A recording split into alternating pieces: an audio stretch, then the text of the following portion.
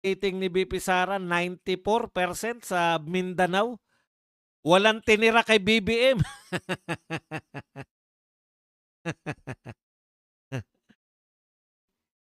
Open lang, bakit secret? Hindi ko alam yung ano. Tinatyaga ni BP Sara, BP Inday Sara. Alam niyo po, ganyan po ang isang matinong politiko. Bakit ka aasa lang na popular ka? Pakipag-alliance ka na ngayon pa lang. Out of topic, Idol Buds. Nanalo na si Atty. Glenn Chong versus Smartmatic. Nabalitaan ko po yung Smartmatic sa US eh. Hindi ko po alam na si Glenn Chong pala yan.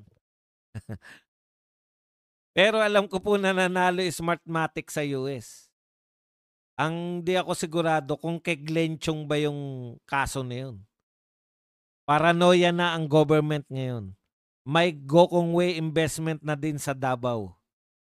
Bayaran na troll na taga-ibang bansa ang prop. Diyan sila palpak. Bayad sila ng bayad. Tuwan-tuwa sila, di ba? O, yan po. Ang dami nyo ng views. Eh, yung mga views nyo, AI din.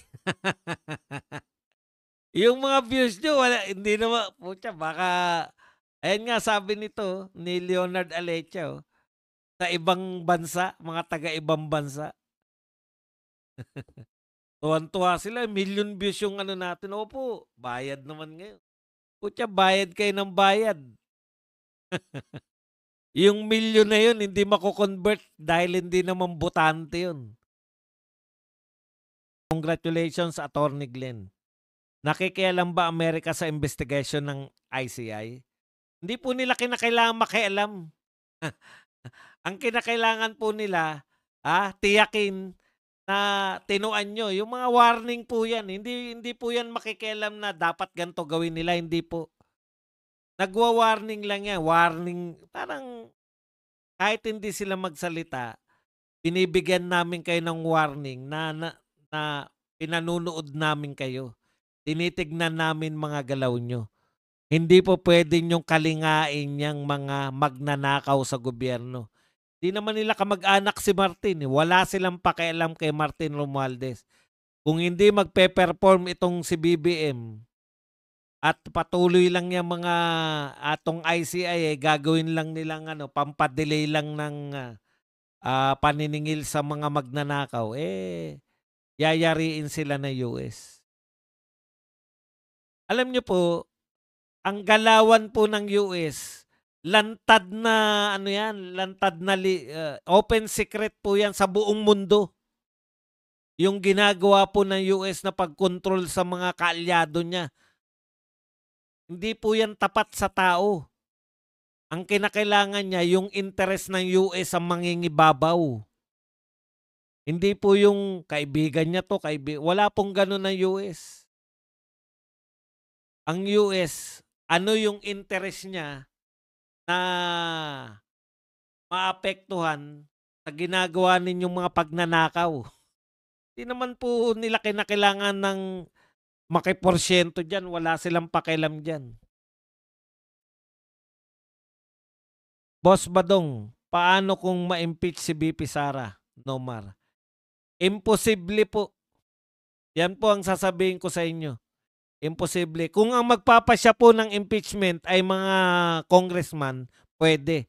Pero magpapasya po ng impeachment, mga senador, na ang boto ay pambuong Pilipinas, putya, imposible po yan. Maaari po nila magsampa uli sila, pero babanata na po sila ng mga tao. Unahin nyo na naman yan. Hindi nyo nga yung mga kabaro nyo nga magnanakaw, hindi nyo mapakulong eh. Gusto nyo pa si BP Sara na naman uli.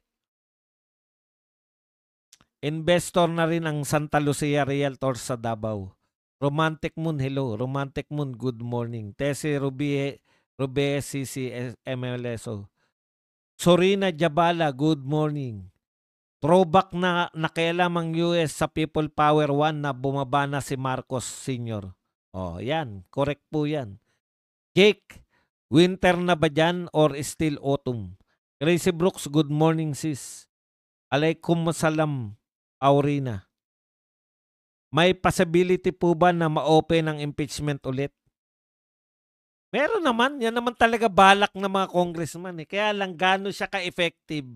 Hindi na po effective yan. Magagalit po ang taong bayan pag inuna nila yung impeachment kaysa mahuli itong mga magnanakaw sa flood control. Impeachment, yung binibintang nila kay BP Sara na halaga ng impeachment, isang delivery lang. Times 10 mo yun, yung pera na yan. Mahigit pa sa isang araw na delivery di umano kay Martin Romualdez. Billion po dinideliver isang araw kay Martin eh. Tapos, hindi magagalit pa. Gusto pa ng tao yan. Walang susuportan tao dyan. Kaya pag ginawa nila yan na magpapabilis ng ano niyan. Talagang hinagago nyo ng mga Pilipino. Wala nga kayong ebidensya laban kay BP Sara. Wala nga nagsasabi na, ako po ang pinagbigyan ng 125. O, diniliver po namin sa bahay ni BP Sara. Napansin ko lang sa panahon ni PRRD, pag may kalamidad, ang bilis ng mga donasyon. Ngayon, wala na dahil sa korupsyon. Yun nga po ang sinabi ni dating senador Gringo Honasan. Ang dami na pong sakuna na dumating sa Pilipinas, wala na pong foreign aid. Hindi kayo nahiya? Malamang ayaw na mag-donate dito dahil yung perception sa atin, ibubulsa lang ng mga magnanakaw. Yun na po ang pananaw sa atin ngayon lahat. Nanakawin lang po yan. Kaya di na nagbigay ng tulong sa US sa disaster nangyari ngayon sa Pinas. Buds, yung isang bayarang vlogger nila ngayon, bumabanat na rin si Abe. Natulo lang yung siya at walang AC ayon sa live TV pag nag-rant. Wala na siya eh. Wala na po siya sa sa PTV4 tinanggal. Tinanggal na sa PTV4. Angalero eh. Ala kasi nakakarma.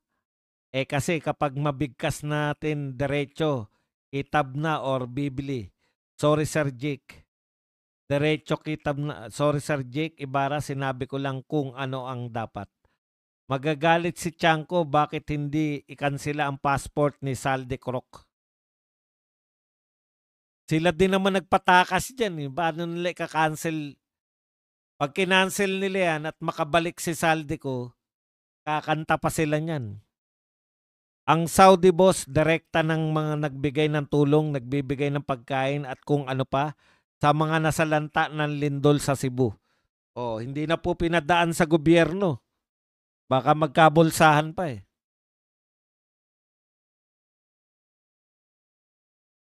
Like and subscribe na Sir Buds. Yan, Tessie Robejes. Joanne Caldre. Diba po Sir Badong, nilindol din ng Davao, hindi yata nagpunta si PBBM doon. Feel niya ba na hindi siya welcome sa Davao?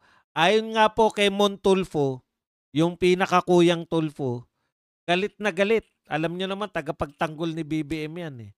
Bakit daw nung dumating si BBM sa Davao Oriental, Oriental yun na bahan, no? Ay na lindol.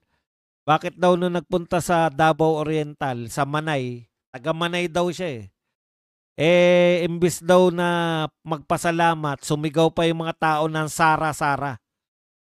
Yung mga tao po, hindi nyo po matuturuan. Kumbaga, sukan-sukan na sila. Kaya Sara-Sara ang sinigaw.